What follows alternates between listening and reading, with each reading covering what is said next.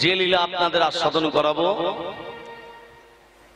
দেখবেন যেখানে হোম যজ্ঞ হয়, মায়েরা ভালো করে ধান দেবেন, বাবারা ধান দেবেন।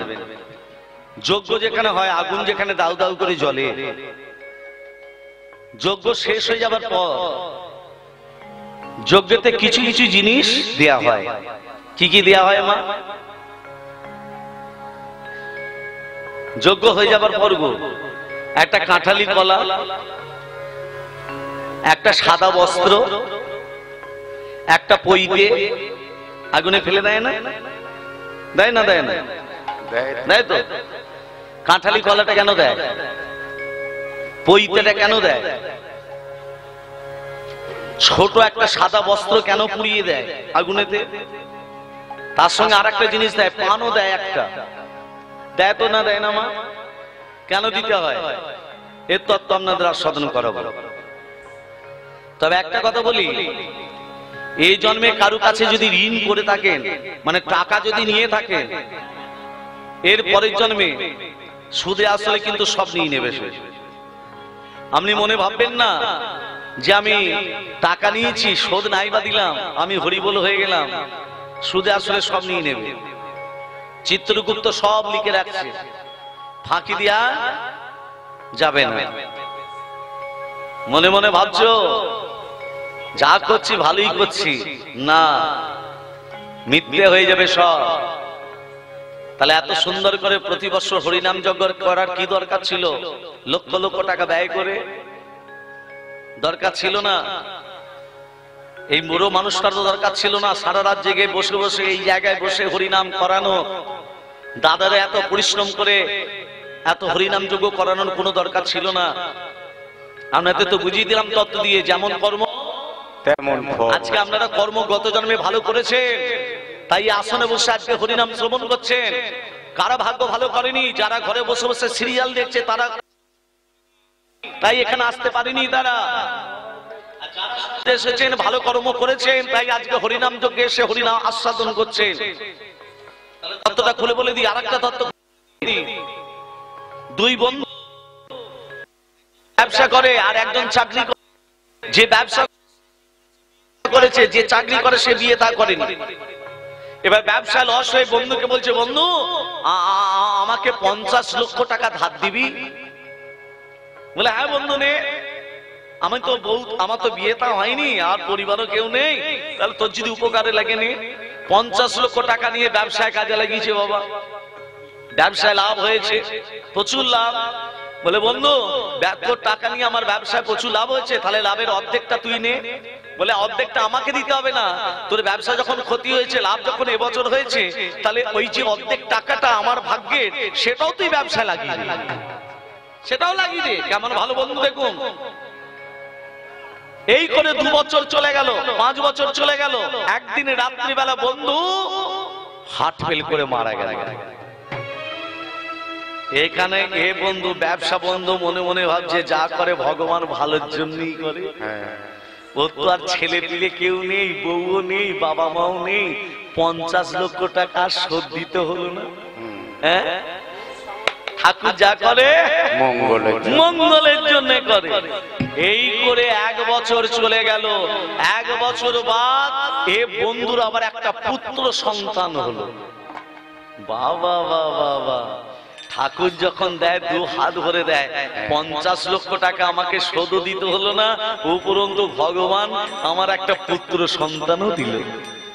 এই করে 10 বছর 15 বছর কেটে যাবার পর ওই একমাত্র ছেলের এমন রোগ ধরলো, ওই বন্ধু ব্যবসাদারি বন্ধু হসপিটাল নার্সিং হোম করতে করতে করতে করতে ছেলের জন্য সব টাকা শেষ। সব টাকা শেষ। এমনকি ঘরটা ছিল সেই ঘরটাও বিক্রি করে দিল, পথের ভিখারি হয়ে গেল। চিকিৎসার অভাবে ছেলেটাও মারা গেল, ছেলেটাও মারা গেল। পকেটে মাত্র 2000 টাকা। সেই 2000 টাকা নিয়ে ছেলের অন্তিম সংস্কার করলো। গঙ্গার স্নান টান করে গঙ্গার তীরে বসে বসে কাঁদছে। আর একজন সাধু স্নান টান করে উঠে ওই ব্যবসাদারি বন্ধুর দিকে তাকাচ্ছে আর হাসছে, তাকাচ্ছে আর হাসছে। বন্ধু তখন বলছে, সাধু বাবা আপনি আমাকে দেখে হাসছেন কেন? আমার সবে মাত্র ছেলেটা মারা গেছে, অন্তিম ক্রিয়া করে এখানে এলাম, আপনি আমাকে দেখে হাসছেন? ওরে পাপিষ্ঠ, আজ থেকে কিছুদিন আগে ভেবে দেখ, তোর বন্ধুর কাছে কত লক্ষ টাকা নিয়েছিলি? 50 লক্ষ টাকা। তোর বন্ধু যখন মারা গেছিল শোধ দিয়েছিলি? কাকে শোধ দেব? বন্ধু যখন মারা গেছিল শ্রাদ্ধের কাজে কাজে লেগেছিলি? শ্রাদ্ধের কাছে কিছু টাকা খরচা করেছিলি? না। বন্ধু যখন মারা গেল চোখ দিয়ে জল পড়েছিল তো? না। কি করেছিলি? আনন্দে নৃত্য করেছিলাম।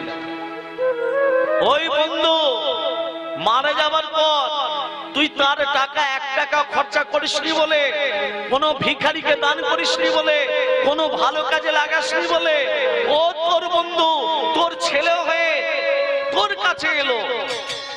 তোর ছেলে, ওই বন্ধু তোর ছেলে হয়ে তোর কাছে এসে তোকে সর্বশান্ত করে তার 50 লক্ষ টাকার সুদে আসলে শোধ করে তোকে রাস্তার ভিখারি করে দিয়ে চলে গেল।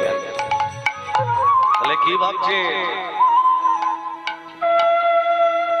অবশ্যমেব ভক্তব্যম কৃত কর্ম শুভাশুভম।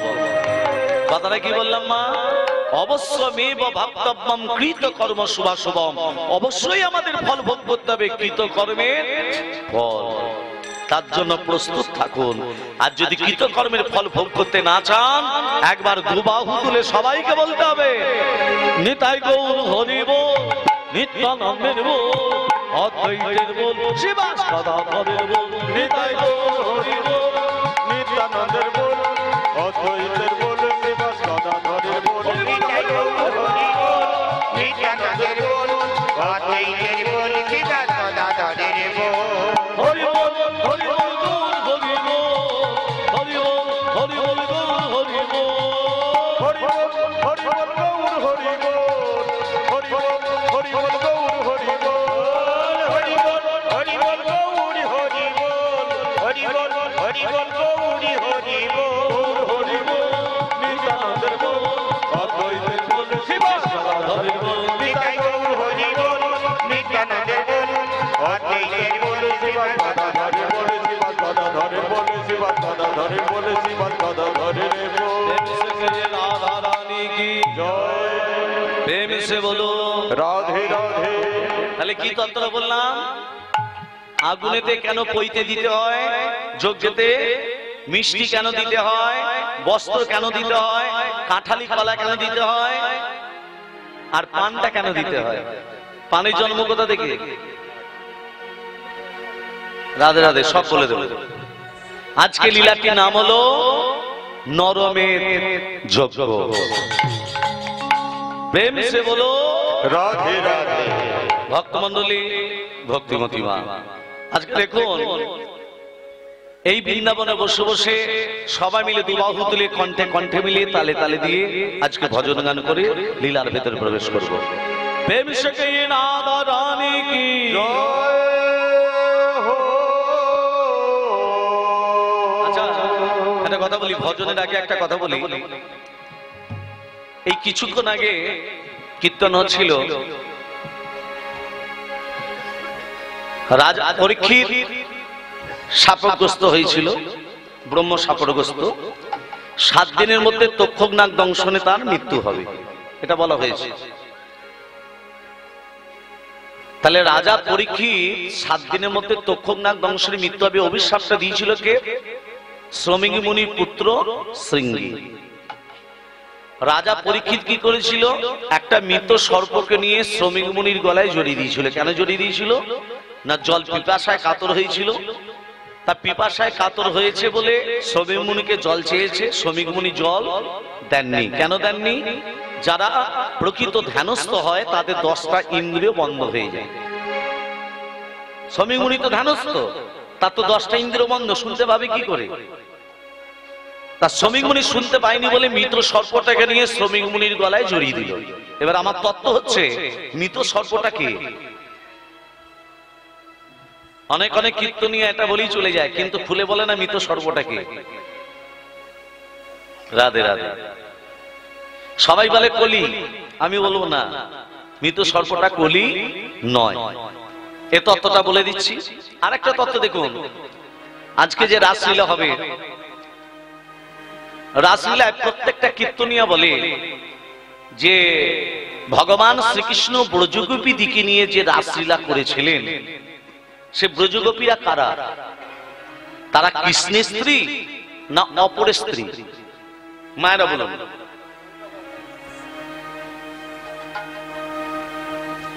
ভগবান কৃষ্ণ যে রাসলীলা করেছিলেন, পরের স্ত্রীকে নিয়ে রাসলীলা করেছিলেন না নিজের স্ত্রীকে নিয়ে রাসলীলা করেছিলেন? বলুন, একটু বলুন। পারবেন না? অপরকে নিয়ে,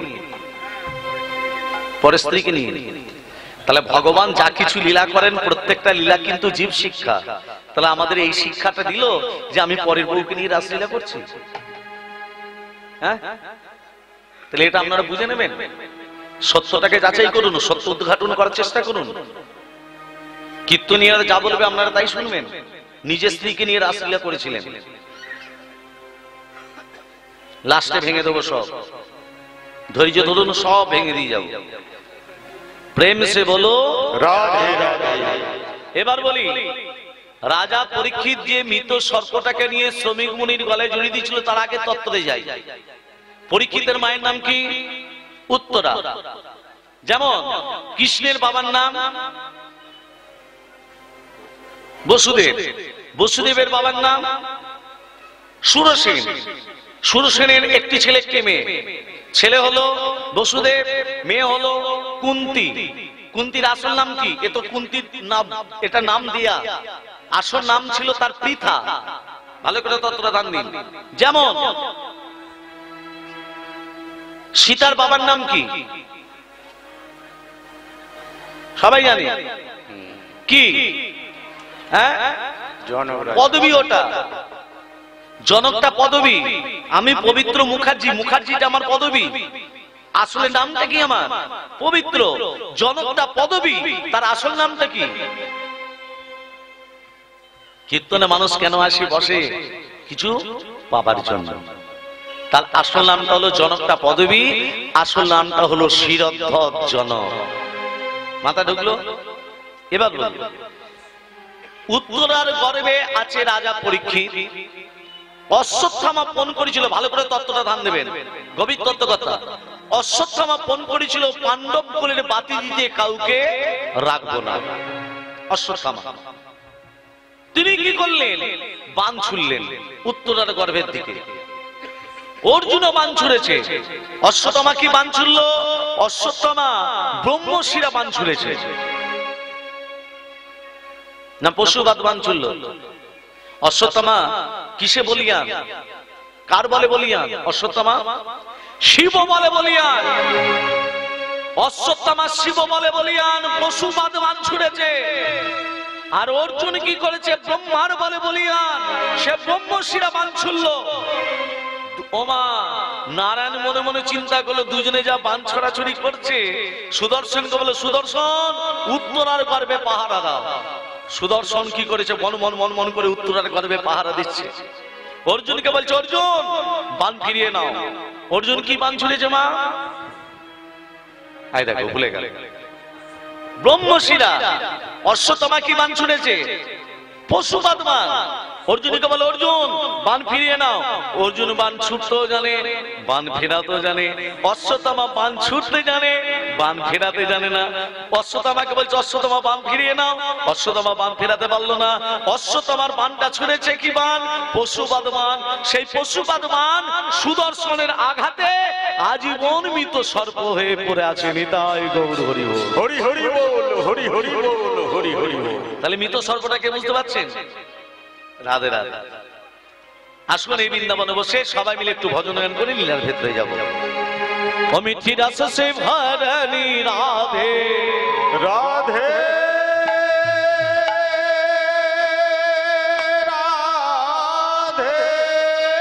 রাধে রাধে রাধে রাধে রাধে। ও মিঠি রস সে ভরণী রাধে রানী লগে রাধে রাধে।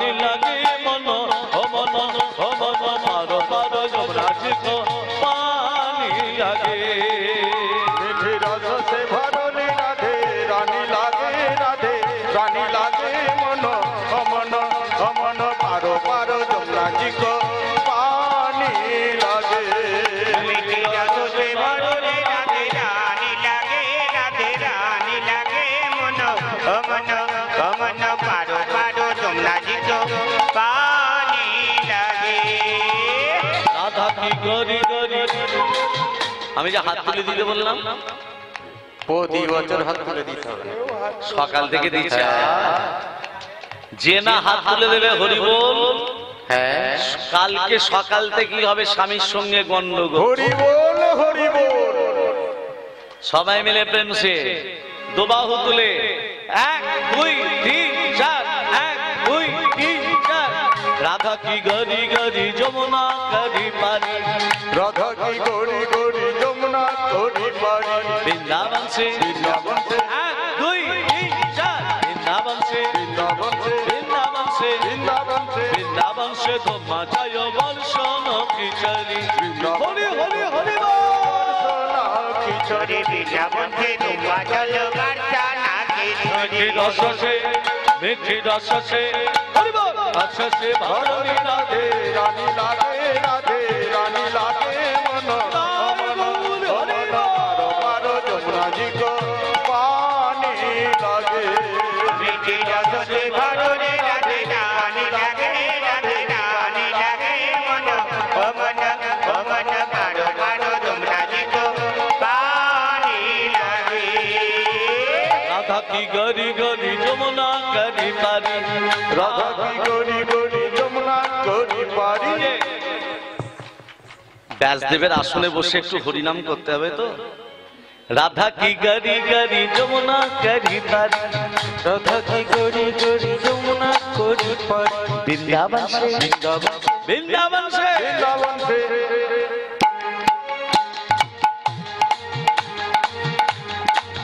প্রেম সে বৃন্দাবন সে ধোমা জয় বর্ষণ কিশোরী বৃন্দাবন সে হরি হরি হরি বল। সোনা কি চরে বৃন্দাবন কে তোমরা চলো